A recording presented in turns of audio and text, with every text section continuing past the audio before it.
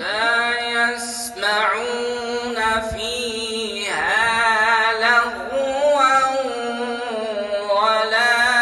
كذابا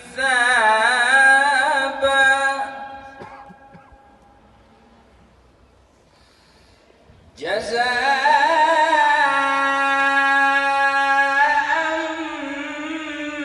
من ربك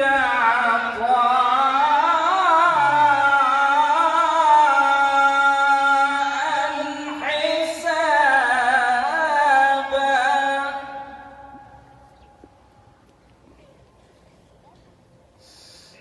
رب السماوات والأرض وما بينهما الرحمن لا يملكون منه خطابا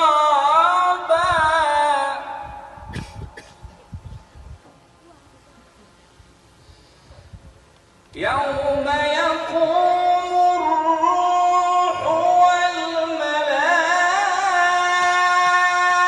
والملائكة صفا لا يتكلمون إلا من أذن له الرحمن وقال صوابا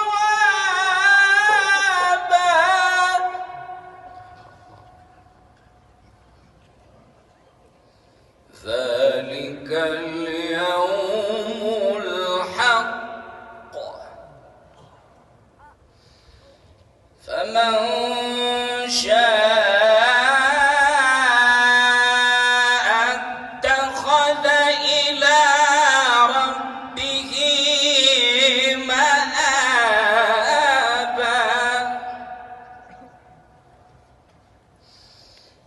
إنا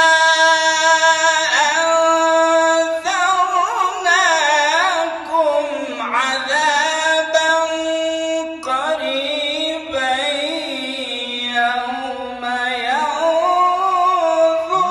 المرء ما قدمت يداه